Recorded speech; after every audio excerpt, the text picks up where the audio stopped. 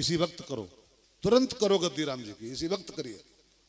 लेकिन वो सोचे कि समय घड़ी बढ़िया है तो कल सवेरे कर दूंगा, और कल पर टाल दिया उसको। गुरु जी के आदेश को भी नहीं माने, कल पर टाल दिया। और परिणाम क्या हुआ? परिणाम क्या हुआ? दशरथ जी के जीवन में वो कल फिर नहीं आया, नहीं आ पाया। रात भर में ऐसी कहानी पलटी हो, रात भर में सारी कहानी फेल हो गई। अनाउंस कर दिए कल गद्दी राम जी की है, कल गद्दी में करूंगा राम जी की, सब लोग तैयारी करो। लेकिन वो फिर कल आया नहीं उनके जीवन में। इसलिए हमारे संतों ने कहा है, काल करे सो आज कर, आज करे सो अब, पल में परलय होता है। कल माने होता है कल्पना, कल का अर्थ है कल्पना, और कल्पना तो कल्पना होती है बहनों। कल ये करूंगा, कल ये करूंगा, कल सो के उठोगे इसका भरोसा नहीं है, इसका भरोसा नहीं है। रात को खा पी के सोओगे और सवेरे उठवे करोगे, इसकी गारंटी है किसी के पास? कई लोग रात में खा पी के लेटते हैं, सवेरे मरे मिलते हैं बेड पर। बीवी जगाने आती है तो ढेर होते हैं परे। तो कल ये करूंगा, कल ये करूंगा, तो कल सो के उठोगे, इसका एफिडेविट कहां है आपके पास? कौन सा कागज आपके पास का है? कल माने कल्पना, कल कुछ नहीं। आज से बढ़िया लगन, आज से बढ़िया मुहूर्त, आज से बढ़िया साहित्य इस ब्रह्मांड में दूसरी कोई है ही नहीं। आज आज करो। एक संत बोल रहे थे, बहुत प्यारी एक बात, ध्यान देकर सुनो सब लोग। एक संत बोल रहे थे, मनुष्य जीवन में 2 दिन कुछ नहीं कर सकता है। मनुष्य अपने जीवन में 2 दिन ऐसे आते हैं जिनसे कुछ नहीं कर सकता है। बताओ कौन कौन 2 दिन? Sunday Monday? हाँ, 2 दिन ऐसे जीवन में आपके हैं जिसमें आप कुछ नहीं कर सकते। नंबर 1, बीता हुआ कल, माने यस्टरडे, उसमें आप कुछ नहीं कर सकते हो, कुछ नहीं कर पाओगे क्योंकि वो बीत चुका है। और दूसरा दिन है टुमारो, टुमारो आने वाला कल, उसमें आप कुछ नहीं कर सकते, आपके हाथ में नहीं है वो खाली योजना बनाओ कि कल ये मीटिंग है, कल वो ईटिंग है, कल वो चीटिंग है, खा कल सो के उठोगे, इसकी गारंटी नहीं है, इसका भरोसा नहीं। तो आज से बढ़िया लगन इस संसार में कोई है नहीं। गुरु जी ने यही कहा था, बेग तुरंत कर दो, छुट्टी पाओ, करके छुट्टी कर दो तुरंत ही। कल चलो कल कर दूंगा, और यहां कल क्या हो किसने जाना। जिंदगी एक सफर है सुहाना। लेकिन अगली लाइन पर ध्यान, जो कोटेशन खाली इस पर ध्यान देना है, यहां कल क्या हो किसने जाना। जिंदगी एक सफर है सुहाना, यहाँ कल क्या हो किसने जाना। जिंदगी एक सफर है सुहाना, यहाँ कल क्या हो किसने जाना। और कल छोड़ो, कल तो कल है। एक मैंने महाभारत में पढ़ा था, महाभारत में एक श्लोक लिखा हुआ है, क्षणार्धम नयु न जानामि विधाता किम करिष्यसि। कल तो बहुत दूर की बात हो गई, अगले आधे मिनट के बाद ब्रह्मा जी क्या लिखे बैठे हैं कोई नहीं जानता है, कोई नहीं जानता, कोई पंडित नहीं जानता है, कोई। अच्छा बताओ, 8 नवंबर 2020 जो 1918 में रात के 9 बजे जो बोला था वो दाढ़ी वाला, हाँ, कि आज रात के 12 बजे से, हाँ, तो कोई ज्योतिषी, कोई पंडित, कोई पत्रा वाला, कोई विचार वाला, कोई भविष्य वेत्ता इसके पहले काहे नहीं बोला था? क्यों नहीं बोला था पहले से? अगर बोल दिया होता तो कई लोग तो कुछ देने में कर लेते 10-20 लाख रुपए। बड़े बड़े पत्रा वाले, बड़े बड़े भविष्य वेत्ता सब कहां सब डूब गए थे तब वो। अगला कल तो छोड़ो, अगले आधे मिनट के बाद इस ब्रह्मा जी क्या करने वाले हैं किसी माई के लाल को नहीं पता है। इसलिए बस कर गुजरो, आज से बढ़िया, अभी से बढ़िया कोई लगन संसार में नहीं है। इसी वक्त करो, अगले पल का भरोसा नहीं होता, अगले सेकंड का भरोसा नहीं होता। दशरथ जी कल पे टाल दिए और परिणाम क्या हुआ? बधाई बजनी शुरू हो गई अयोध्या में, कल राम राजा, कल राम राजा, कल राम राजा। अब देवताओं को अयोध्या की बधाई नहीं सुहा रही थी, देवता टेंशन में हो गए सब। अनाउंसमेंट सुनते ही देवताओं ने माता सरस्वती को भेजा, जाओ भैया ऐसा खेल बिगाड़ो पूरा अयोध्या का कि कल राम गद्दी न बैठे। फिर का जंगल को जाएं कल सवेरा होते ही। राम वन नहीं जाएंगे तो फिर रावण कैसे मरेगा, और रावण नहीं मरेगा तो हम सबका जो जीना हराम किए है कैसे जी पाएंगे लोग चैन से। ऐसा खेल बिगाड़ो गद्दी राम जी कल सवेरे होने न पाए, जंगल को जाए राम जी। अब माता सरस्वती आई और आके घुमाया अपना चक्र उसने, और कई की एक दासी थी, मंथरा नाम था उसका, मंथरा, उसी की बुद्धि बैठ गई माता सरस्वती, आकर के उसकी बुद्धि को ऐसा मथ दिया। गोस्वामी जी कहते हैं, नाम मंथरा मंदमती सेरी कैकेयी के अजस पेटारी ताही करी गई गिरा मति फे, गई गिरा मति फे। मंथरा की मति मैया ने फेर दिया, मंथरा भागी तो कैकेयी की मति फेर दिया, और कैकेयी ने दशरथ जी से शाम के समय वरदान 2 मांग लिए। अभी कल गद्दी की अनाउंसमेंट है, और वो शाम को जो महल में आए, कैकेयी तो बिल्कुल बैठी थी कोप भवन में रेडी, मंथरा की पढ़ाई हुई, और महाराज जी जो आए कैकेयी ने पटाक से 2 वरदान मांग लिए। सुनहु प्राण प्रिय भावत जी का, देहु एक बरु भरतहि टीका। जो गद्दी आप राम जी को देने जा रहे हो, ये गद्दी कल सवेरे हमारे बेटे भरत को मिलनी चाहिए, भरत को दो। और दूसरा वरदान, तापस बेश विशेष उदासी, 14 बरस राम वनवासी। 14 बरस के लिए राम जंगल को जाए, वनवास बिता। यहां पर एक वैज्ञानिक जानकारी मैं आपको दूं, कैकेयी माने क्या मांगा है, विशेष उदासी। उदासी माने होता है उदासीन, उदासीन। और उदासीन की व्याख्या आप क्या कर सकते हो, उदासीन माने क्या होता है। कैकेयी चाहती मेरा राम जरा उदासीन हो जाए, उदासीन। उदासीन मीन्स संत, आपको बताया, न्यूट्रल, न्यूट्रल, उदासीन। उदासीन एक संप्रदाय भी कोई है, उदासीन संप्रदाय महात्माओं में होता है। उदासीन पंथ है, जैसे गोरख पंथ है अपना, ये गोरखनाथ पंथ, जैसे उदासीन पंथ एक है बाबाओं में। उदासीन माने होता है, विच्छेद करो इसका संस्कृत के व्याकरण के दृष्टिकोण से, उत प्लस आसीन, उत प्लस आसीन। उत माने ऊपर, उत उत, और आसीन माने बैठना, उठना। उत आसीन, उत आसीन माने सामान्य लेवल से, जो मनुष्य का सामान्य लेवल है, इसे थोड़ा उत आसीन, थोड़ा समाज के जनरल लेवल से, एक सामान्य जीवन शैली से जरा ऊपर उठ जाए मेरा राम। हाँ, एक लेवल है ना मनुष्य का।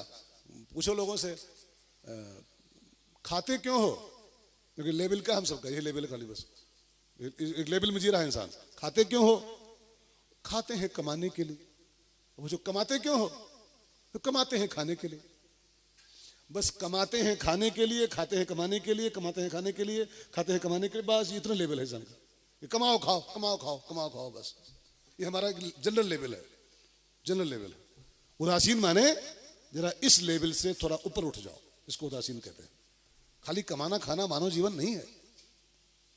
खाली कमा खा के परिवार पाल के माने हम बड़ा ढेर कर दिए, आप उसी लेवल में रह गए जिसमें सब जी रहे हैं।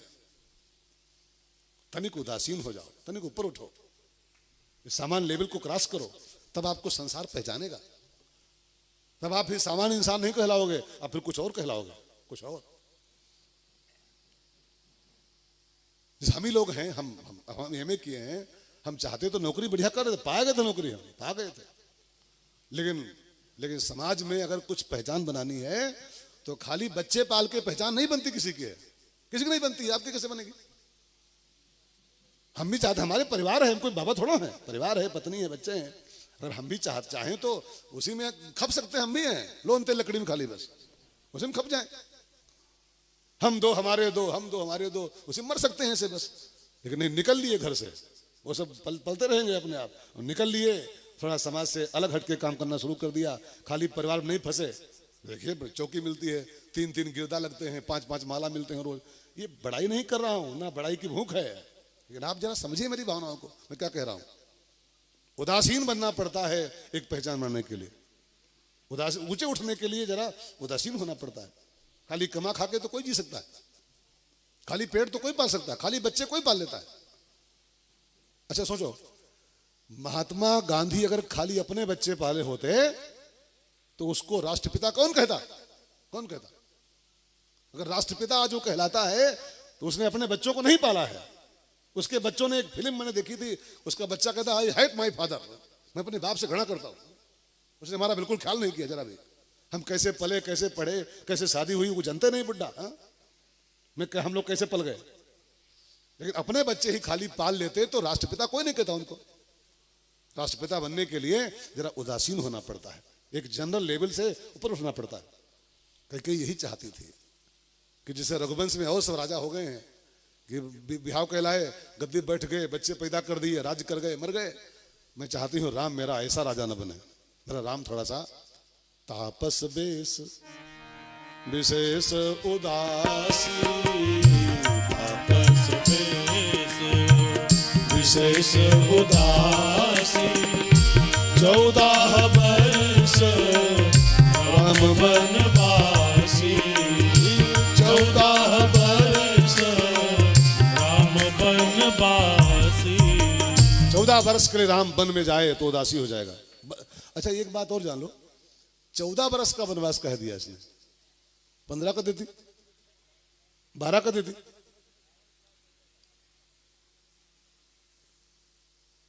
चौदह साल ही क्यों? इसका बहुत गंभीर उत्तर यह है। अब देखिए कथाओं के उत्तर तो बहुत से, लेकिन वैज्ञानिक उत्तर यह है कि ऊपर उठने के लिए, समाज के लेवल से ऊपर उठने के लिए 14 साल की साधना करनी जरूरी होती है। अथवा यूं कह लो, मनुष्य के पास 14 आइटम हैं, ध्यान देकर सुनेगा। 5 कर्मेंद्रिय, 5 ज्ञानेंद्रिय, मन, बुद्धि, चित्त और अहंकार, अंतःकरण के 4 भाग, ये 14 आइटम अपने पास हैं। समाज के लेवल को क्रॉस करने के लिए 14 तत्वों पर नियंत्रण करना पड़ता है। 5 कर्मेंद्रियों पर, 5 ज्ञानेंद्रियों पर, मन पर, बुद्धि पर, चित्त पर, अहंकार पर, इन 4 पर कंट्रोल करना पड़ता है, 14 पर।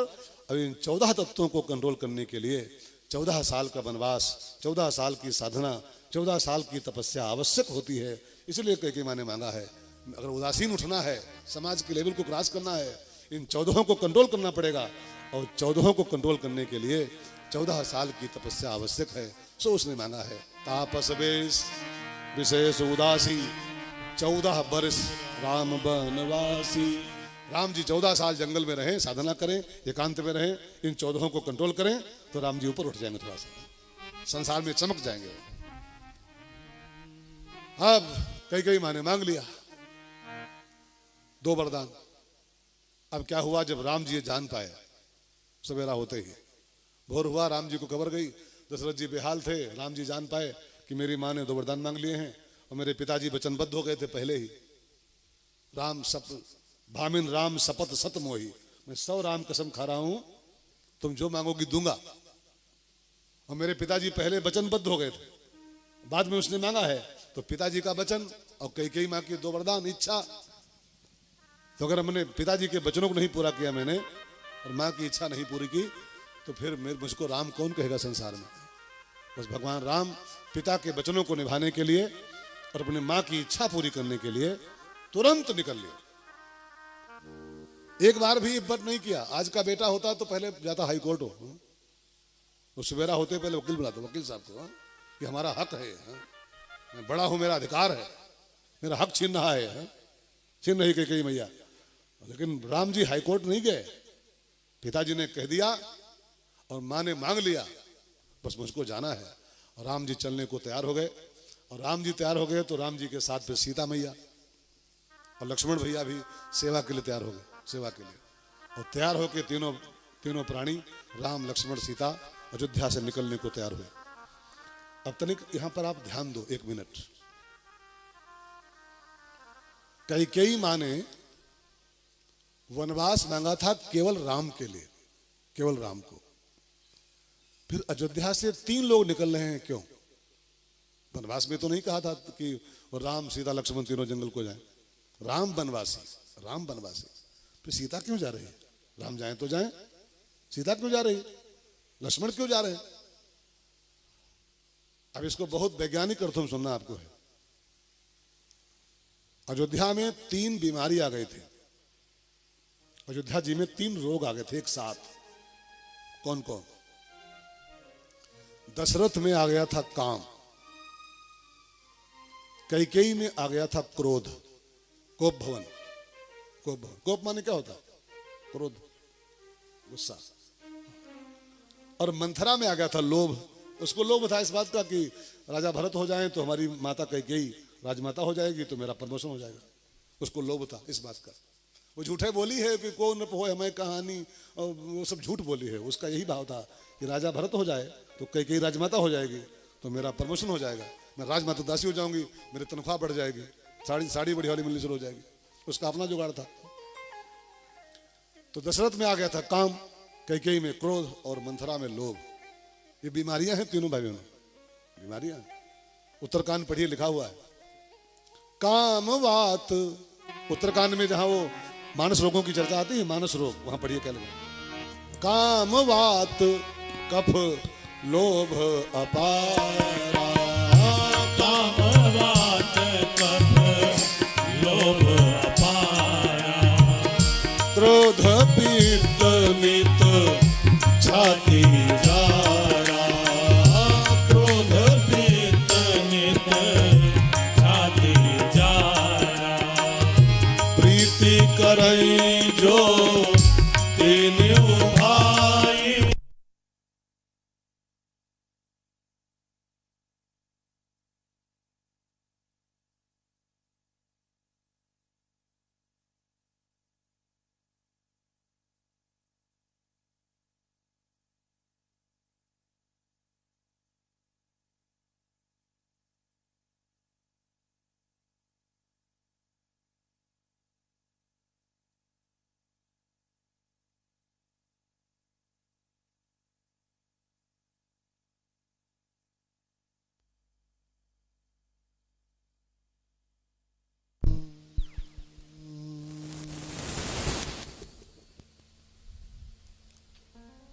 हरे राम राम राम हरे हरे, हरे राम राम राम हरे हरे, हरे कृष्ण गाओ कृष्ण कृष्ण हरे हरे, हरे कृष्ण कृष्ण कृष्ण हरे हरे, हरे राम राम राम हरे हरे, हरे कृष्ण कृष्ण कृष्ण हरे हरे, हरे राम राम राम हरे हरे, हरे राम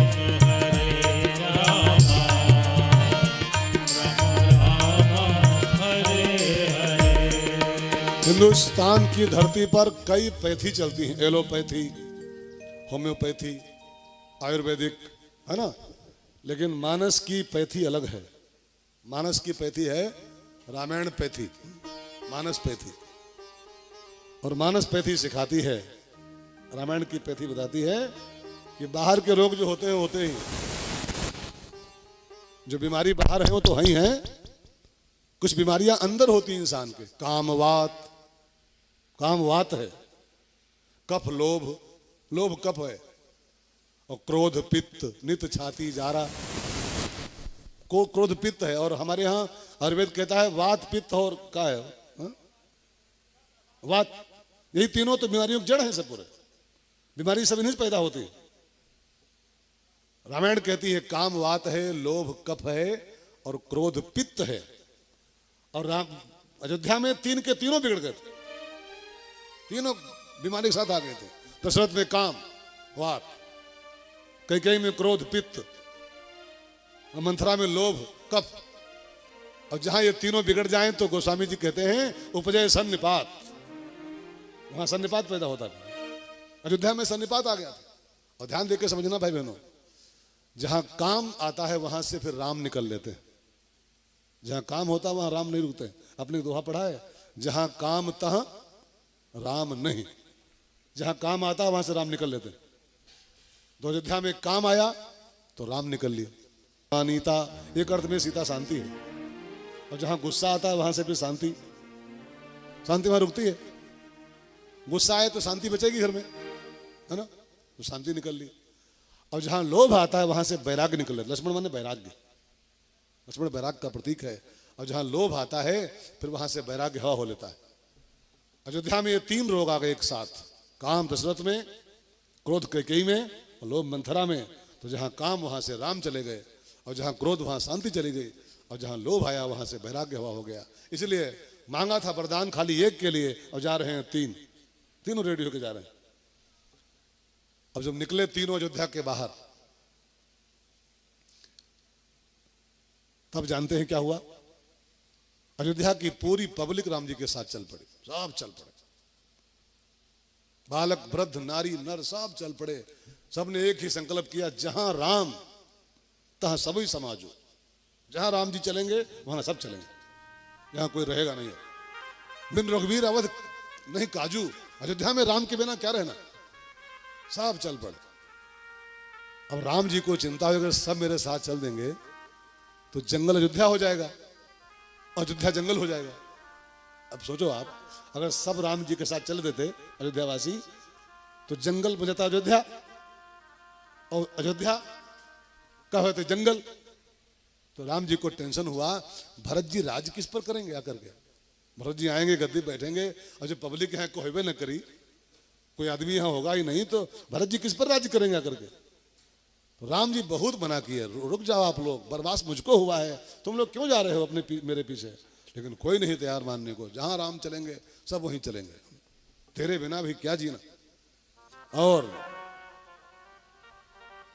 राम जी पहुंचे कहां, पहले दिन की शाम हुई, लगभग 4:30 पौने 5 बजे राम जी पहुंच गए तमसा तीर। अयोध्या के बाहर बढ़ो तो गोंडा के पहले नदी पड़ती है तमसा। अयोध्या के बाहर और गोंडा से पहले तमसा पड़ती है। आप लोग जो उधर के होंगे जानते होंगे। तमसा तीर निवास किए प्रथम दिवस रघुनाथ। प्रथम दिवस की शाम हुई तमसा के तट पर। राम जी ने कहा ठीक है अब सो जाओ सब लोग। तो कुछ भगवान की माया ने असर किया, कुछ थकान का प्रभाव था, लोग पैदल आए थे तो सब लेट गए। अयोध्यावासी लेट गए तो सब सो गए।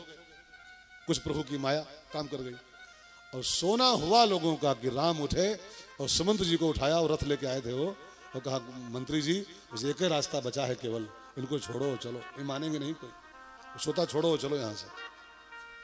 लक्ष्मण और नहीं सीता नहीं सोए थे, उनको साथ में लिया, और जो सो गए थे सबको छोड़ दिया और राम चले गए। ये सूत्र है मानो एक, जो सो जाता है उसको राम जी छोड़ के आगे बढ़ जाते हैं। राम के साथ रहना है तो सोना मना है। अब सोने का अर्थ ये मत करना स्लीपिंग, वो तो जरूरी है, वो नहीं सोगे तो पागल हो जाओगे 5-6 दिन में, 5-7 दिन में आगरा पहुंच जाओगे। गोली खानी पड़ती है 5-5, 6-6 सोने के लिए, सोना जरूरी है। ये स्लीपिंग की बात नहीं हो रही। लेकिन शास्त्रों में साफ साफ लिखा है जो सो जाता है उसको राम छोड़ जाते, जो जागता रहता है उसको राम जी अपने साथ रखते हैं। अब राम के साथ रहना है तो जागना सीखो। अब जागना माने क्या और सोना माने क्या, इसका अर्थ लगाओ रामायण से। ये जागना सोना नहीं, ये जागना नहीं। जागना माने होता है, लंका में आप देखो जरा, सुंदरकांड में पढ़ो, लंका में सब सो रहे थे, एक जागा था केवल। उसकी पहचान क्या है? सब सो रहे थे, एक जागा था केवल। और उसकी पहचान क्या है? वही जागा की परिभाषा है। जागा माने कौन? यही वही जागा है खाली, बाकी सब सो रहे हैं। कौन जागा? ते ही समय विभीषण जागा, ते ही समय विभीषण जागा। और उसकी पहचान क्या लिखी है? राम राम ते ही सुमिरन की, राम नाम ते ही सुमिरन की। हृदय हरस कपि सज्जन चीन्हा, हृदय हरस कपि सज्जन चीन्हा। विभीषण जागा था और उसकी पहचान लिखी है, राम राम ते सुमिरन कीन्हा। मतलब जो राम को भज रहा है वो जागा है, और जो राम को नहीं भज रहा है वो नित्य सोया हुआ आदमी है, रोज सोया हुआ है, वो जाग नहीं सका अभी तक। एक बात कहूं ना भाई बहन, थोड़ी कड़वी सी बात है। रावण का भाई था एक कुंभकर्ण, सुने हैं नाम उसका, कुंभकर्ण का। मैंने सुना है कि 6 महीना सोता था और एक दिन जाग लेता था थोड़ा सा, 6 महीने बाद। लेकिन हम आप में से ऐसे बहुत लोग हैं जो कुंभकर्णों के फूफा हैं। वो कम से कम 6 महीने बाद जागता तो था। हमारे आप में से कई लोग ऐसे मूर्तियां हैं जो जब से पैदा भये तब से सो रहे हैं, 70-72 साल के होने को आप बहुत सो रहे हैं, अभी जाग नहीं पाए। जागा माने क्या होता है? जब भगवान को भजना शुरू कर दिया, जिसकी जिह्वा से राम राम निकलना शुरू हो गया है, जानना अब ये जाग रहा है। और जिसकी जिह्वा राम राम नहीं बज रही है वो सोया हुआ आदमी। और जो सोवत है सो खोवत है, जो जागत है सो पावत है। जो हरि को भजता रहता है वो हरि के साथ रहता है, और जो हरि को भूल जाता है उसको राम जी छोड़ के तुरंत आगे बढ़ जाते हैं। अयोध्यावासी सो गए, लक्ष्मण जी नहीं सोए थे तो लक्ष्मण जी साथ में जा रहे हैं। और जानते हैं मित्रों, यहाँ पर लिखा हुआ है कि लक्ष्मण जी ने उसी दिन से एक कसम खाई, उसी दिन से जब से सीन देखा, ये सीन तमसा तीर वाला, कि जो सो गया उसको राम छोड़ जाते हैं। तो उसी दिन वो कसम खाए थे, प्रतिज्ञा किए थे कि आज के बाद में 14 साल सोए नहीं करूंगा, सोऊंगा ही नहीं। क्योंकि जो जरा भी सो गया तो राम निकल लेंगे फट से। लक्ष्मण जी फिर लौट के सोए नहीं 14 साल तक, जगते रहे लगातार। राम के साथ रहना है तो आप भी जागने का अभ्यास करो। उठ जाग, उत्तिष्ठ जागृत, वेद भी कहता है यही, उठो जागो। क्या पड़े हो, क्या पड़े सो रहे हो, कब तक सोओगे? हमारे एक नाना जी थे पुराने जमाने में, बुढ़े थे वो बड़ी प्यारी एक बात कहते थे। एक सवैया, बहुत अच्छी सवैया थी उनकी। पेट में पौड़ी, 9 महीना पेट में सोते रहे, 9 महीने तक। मही पुन पौड़ के और जननी संग पौड़ के बाल कहाए। माँ के साथ पौड़े रहे बहुत दिन तक, मम्मी के साथ। पेट में पौड़, पौड़ में समझते हैं, पौड़ समझ रहे हैं ना? पेट में पौड़, मही पुन पौड़ के और जननी संग पौड़ के बाल कहाए। और जवान भय तो तिरिया संग पौड़ के और सारी जवानी को खोए गंवाए। क्षीर समुद्र के पौढ़न पौढ़त पौढ़ गए, अब चिता पर पौढ़न के दिन आए। कब तक पौढ़े रहोगे यार, चिता पर पौढ़ जाओगे कोई दिन? जागो, उत्तिष्ठ जागृत, प्राप्य वरान निबोधत। उठो जागो, और जब तक मंजिल न मिल जाए, परमात्मा की प्राप्ति न हो जाए, चरय बहती चरय बहती चरय बहती चलते जाओ। उठ जाग मुसाफिर भोर भई, अब रैन कहाँ जो सोवत है। उठ जाग मुसाफिर भोर भई, गाइए, कहाँ जो सोवत है। जो सोवत है सो होवत है, जो जागत है सो पावत है। जो सोवत है सो होवत है, जो जागत है सो पावत है। राम जी सबको सोता छोड़ के आगे बढ़ गए, पहुंचे संगवेरपुर। गंगा जी के तट पर एक बढ़िया सा गांव है, प्रयागराज के पहले पड़ता है, 40 किलोमीटर पहले। जो लोग गए होंगे, जब लखनऊ से बाई रोड प्रयाग जाओ ना, प्रयागराज, तो प्रयाग से थोड़ा पहले पड़ता है, एक छोटा सा गांव है, निषादों की बस्ती है, गंगा जी के तट पर संगवेरपुर। अभी भी है गाँव, अभी भी है। वहाँ राम जी पहुंचे। गांव के बाहर गंगा नदी है, वहाँ राम जी अपना नित्य क्रियाएं कर रहे थे, स्नान ध्यान कर रहे थे। उस गांव का प्रधान था मुखिया, निषाद राज गुह, निषादों का मुखिया। वो जब खबर पाया कि राम जी मेरे गांव के बाहर आए हैं, स्नान ध्यान कर रहे हैं, भागा पूरे परिवार के साथ हो और फैमिली के साथ आके और राम जी को दूर से दंडवत किया। राम जी मेरा प्रणाम स्वीकार करो। और जब दूर से प्रणाम किया, टच नहीं किया कि वो पांव छू ले, से दूर से लेट के प्रणाम किया। वो जानता था कि मैं गंदी कौम का हूँ, राम जी थोड़ा उच्च वर्ण के हैं, क्षत्रिय हैं, छूंगा तो गुस्सा कर जाएंगे, बुरा मान जाएंगे। ये पहले थोड़ा ज्यादा चलता था भेदभाव है। तो पहले छोटे लोग जो होते थे वो अपने आप ही डिस्टेंस बना के काम करते थे, खुद अपने आप ही खुद समझ के जीते थे, वो कि जानते थे पहले अपने को। अब तो थोड़ा भेदभाव मिट रहा है, मिटना भी चाहिए, बहुत समाज का कलंक है। कोई छोटा कौन बड़ा, कौन है ऊंचा कौन है नीचा, सब में वो ही समाया। कौन है ऊंचा कौन है नीचा, सब में वो ही समाया। भेदभाव के झूठे भरम के, झूठे भरम में ये मानव भरमाया। प्राणों से प्राण प्रेम की गंगा बहाते चलो, प्रेम की गंगा बहाते चलो। भगवान ने क्या किया, जब उसको दूर से प्रणाम करते देखा कि अपने को छूत मानता है, हमको जरा अच्छा मानता है, टच नहीं कर रहा है, तो राम जी दौड़े और दौड़ के जो पड़ा था धरती पर निषाद राजगुह, उसको उठाया और उठा के उसको अपने गले से लगाया और पूंछी कुशल निकट बैठाई, उसको अपने बिल्कुल बगल में बैठा के उसको मित्र घोषित किया और उससे हालचाल पूछा। मैं कहूँ ये राम राज्य का उद्घाटन है, ये भगवान ने राम राज्य का फीता काटा यहीं पर है, यहीं से संगमेरपुर से। जो राम की यात्रा निकली है ये वनवास की, ये वनवास की यात्रा नहीं है, ये राम राज्य की स्थापना की यात्रा है। कि समाज में जो ऊंच नीच भेदभाव ये सब जो सब कुरीतियां फैली थी समाज में, राम जी एक एक करके सब कुरीतियों पर प्रहार किए हैं एक आगे बढ़ते हुए। देखिए पहली कुरीति यही थी, निषाद राज गुह खुद अपने मुंह से कबूल करता है कि जासु छाह छुई ले ये सींचा। इतना नीच हमको समाज मानता है कि देह तो देह है, अगर हमारी परछाई किसी को टच कर जाए हम लोगों की तो लोग नहाते हैं तुरंत ही, अरे गंदा आदमी इसकी परछाई टच कर गई। जासु छाह छुई, अगर परछाई छुई जाए तो ले ही सींचा, लोग नहाते थे।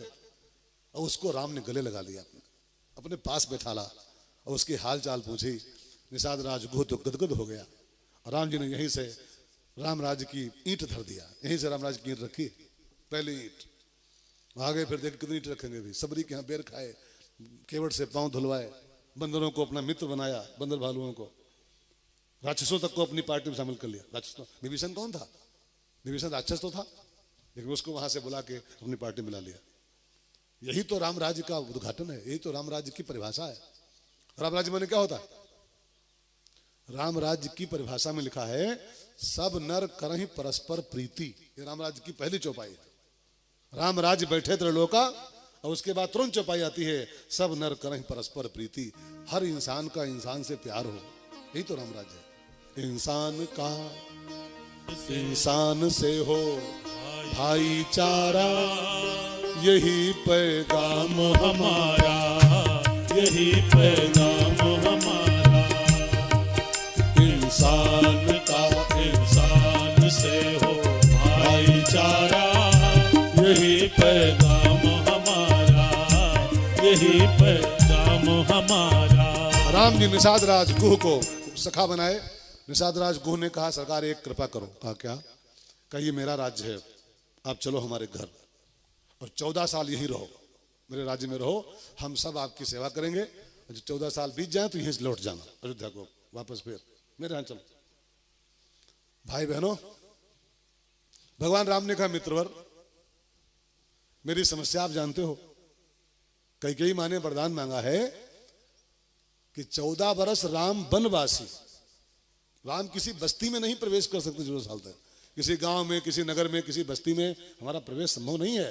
14 साल हमको जंगल में निवास करना है, केवल बस्ती में नहीं जाना है। तो आपका प्यार मुझे कबूल है, लेकिन मित्रवर क्षमा करना, मैं किसी बस्ती में गांव में एंट्री नहीं कर सकता हूँ वरदान के अनुसार।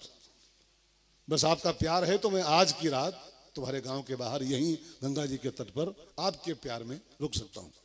व्यवस्था की गई, वहीं पर बढ़िया कुशासन बिछाया गया और राम जी एक रात संगमेरपुर में निवास किए, वही गंगा जी के तट पर। सवेरा हुआ, बरगद का दूध मंगाया राम जी ने, बरगद का दूध बालों में लगाया और जो बढ़िया बढ़िया बाल थे उनके संवरे हुए केस, वो सब बरगद का दूध पाते ही सब वो हो गए, क्या होता है, सब लट बन गए, जटा। राम ने जटा बनाया अपने सिर में। अब तापस वेश उनका ना, तापस वेश है, और तापस वेश ऐसे होना चाहिए, या तो जटा हो या तो मुंडा हो, दो में से ही एक तापस होता है। ये तो जटा, ये तो हमारे ऐसा मुंडा।